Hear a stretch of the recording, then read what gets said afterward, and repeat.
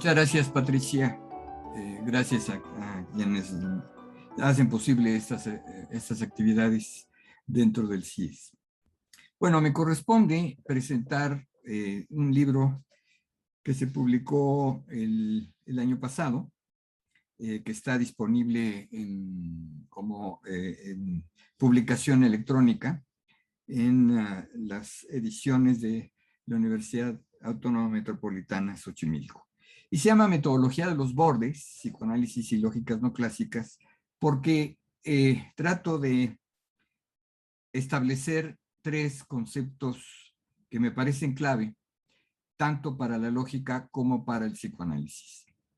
El primero de ellos, justamente por eso el término bordes, tiene que ver con estas concepciones que vienen a partir de los años 60, donde se van identificando sistemas formales llamados difusos o borrosos, donde las fronteras entre el A y el no A no son fronteras fijas, sino que lo que se encuentran es una serie de situaciones intermedias. Esto da lugar a toda una lógica y una matemática que se llama justamente difusa. Entonces, ese primer elemento es importante, como voy ahora a correlacionar con el psicoanálisis.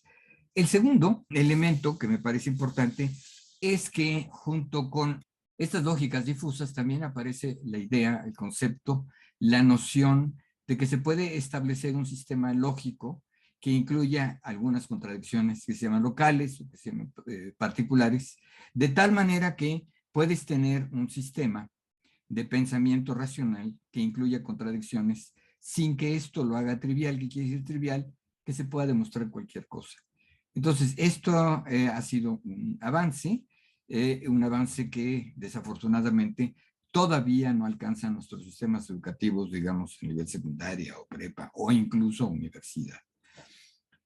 Y el tercer elemento que quiero destacar con esto es la manera de entender la negación en estos sistemas formales con la introducción de dos tipos de negación. Una negación fuerte, que es la negación de los sistemas clásicos, del sistema clásico, que dice que no en absoluto, ¿no? Algo es verdad o es falso de manera absoluta y no hay posiciones intermedias. Y la segunda es una negación débil. Esa negación débil dice simplemente no ocurre, pero se da el caso de que pueda darse justamente la posibilidad de una contradicción.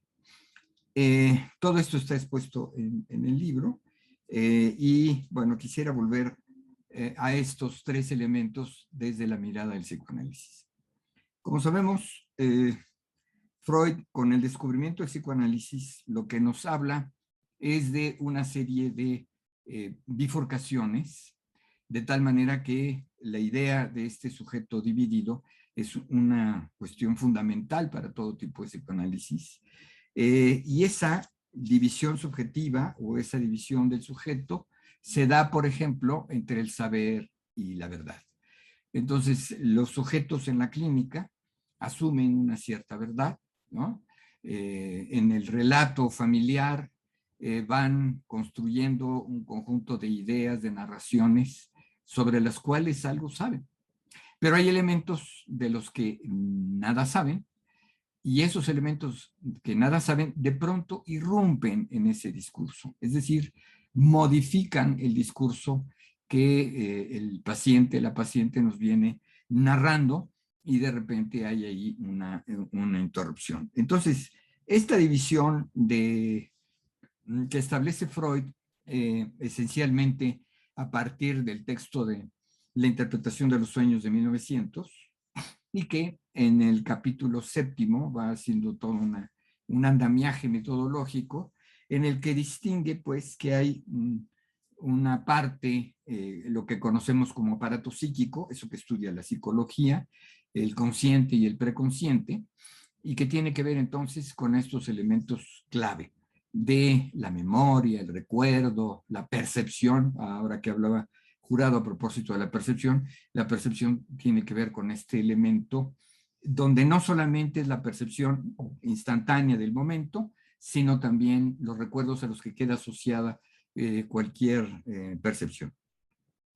Pero lo que establece Freud es esta barrera entre todo lo que sería el aparato psicológico de lo inconsciente. Y lo inconsciente entonces se encuentra sepultado, oculto, y forma parte de esto que algunos llaman ese saber no sabido que está ahí contenido en estos elementos del carácter inconsciente y que se diferencian por este concepto que Freud distinguió de la censura, que funciona como una barrera que da a estos dos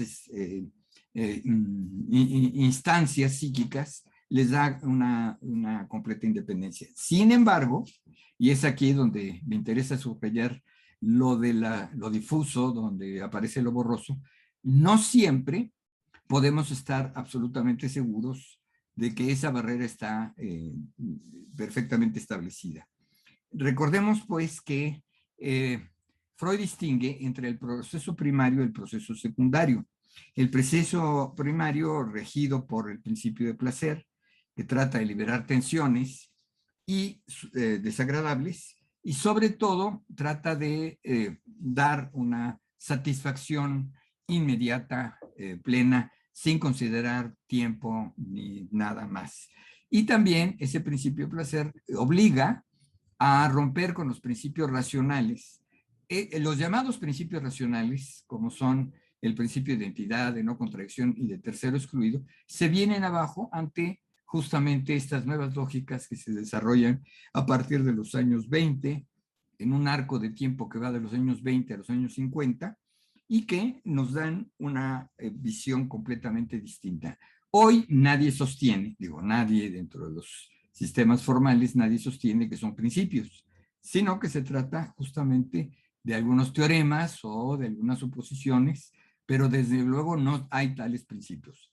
Por lo tanto, desde el punto de vista estrictamente formal, lógico, matemático, no podemos decir que sean principios inherentes a la razón del ser humano, sino son principios que se toman como al nivel de hipótesis. Bien, el principio de realidad que contrapone Freud al principio de placer, que hace justamente la función del aplazamiento. Es decir, otra vez, la tensión psíquica continúa, pero hay un cierto aplazamiento. Y ese aplazamiento es justamente el que funciona a través del yo, esta instancia psíquica llamada yo, y que Freud nos describe y analiza en este texto de formulaciones sobre los dos principios del acaecer psíquico, que es de 1911. Entonces, ¿qué es lo que tenemos? Bueno, lo que tenemos es, por un lado, esta cuestión de que no hay una barrera absoluta, total, definitiva, entre consciente e inconsciente, sino que hay líneas en las que se atraviesen.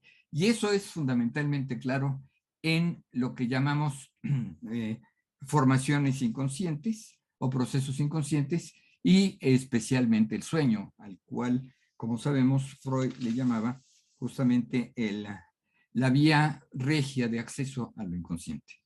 ¿Por qué? Porque en el inconsciente, en el sueño, pues nadie puede decir yo quiero soñar tal o cual cosa, nadie controla sus sueños. Eso entonces, pues, por un lado, y por otro lado, el hecho de las contradicciones. El aparato psíquico, por definición, es un aparato de tensiones. Y quien dice tensión, dice contradicción. Entonces, una forma de expresar esas contradicciones se da, o lo establece Freud, a través de la negación y otras variedades, no me ocupo de las otras, solamente de la negación, y me refiero al texto freudiano que lleva justamente ese título, La negación. Y la negación aparece ahí, entonces, como un deslizamiento, como un no querer decir lo que digo, pero sí lo dije aunque no lo haya dicho, ¿no? Entonces, esta cuestión donde la negación opera justamente como una expresión de la represión, del desplazamiento que se da de estas instancias psíquicas. Esa negación está dada justamente bajo diferentes formas. Cito solamente una que desarrollo en el texto, que es la ambivalencia. ese amor, odio, odio, amor, porque siempre el amor acompaña el odio y el odio acompaña el amor, no, por supuesto, no para el nivel del yo, sino justamente como tensiones en el aparato psíquico. Entonces, la negación forma parte ahí un componente esencial y que Freud entiende que es posible la negación justamente porque el inconsciente no se rige por estos llamados principios de identidad, no contradicción y tercero excluido. Y finalmente, lo que vemos entonces es que la idea freudiana del funcionamiento del aparato psíquico es, en mi concepción, un aparato que podemos entenderlo de una manera difusa. Es decir, ¿para qué nos sirven las lógicas difusas? Pues una lógica difusa lo que hace es modelar, es decir, generar una representación formal a efecto de que podamos entonces hacer determinados razonamientos que nos permitan manejar esas contradicciones. Por ejemplo, esto que cito a propósito de la ambivalencia. No es la única, por supuesto, cuando se habla del principio de realidad, del principio de placer, ya de entrada hay ahí una contradicción. Entonces, el punto a expresar aquí es, tenemos un sistema o un conjunto de sistemas que permiten entonces un acercamiento a que no se conocía y que Freud no conoció, aunque sí conoció parcialmente Lacan, entre la lógica y el inconsciente, porque muchas veces hay quien señala que en lo inconsciente no hay absolutamente ninguna lógica, es muy probable, pero sí hay elementos de coherencia, porque si no, la interpretación, lo que le da sentido a ese sinsentido que es ciertos fragmentos, ciertos elementos del sueño, no tendría, digamos, ninguna ocurrencia respecto de lo que se hace en la dirección de la cura. Entonces, la gran diferencia es que estos sistemas son formales, requieren de cierta abstracción y lamentablemente, otra vez, hay una queja aquí de parte mía en la cuestión educativa porque resulta que estas cuestiones no se conocen porque infortunadamente todavía en el nivel de educación media superior, prepa o incluso superior, estas cuestiones no se conocen.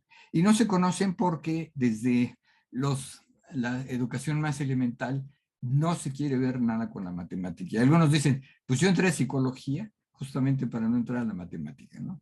Y la verdad es que se pierden de mucho quienes así piensan, porque en estos trabajos, y seguramente en los trabajos que seguirán, digamos, por ejemplo, a través de las lógicas cuánticas, lo que vamos a tener es nuevas expresiones para dar cuenta del trabajo teórico y del trabajo clínico en el psicoanálisis. Mi sugerencia es, lean estas cuestiones, vayan adentrándose, denle una mirada a estas cuestiones y traten entonces de entrar al núcleo duro, tanto del psicoanálisis como de las lógicas no clásicas, y pronto verán que son una y la misma cuestión. Con esto termino, Patricia.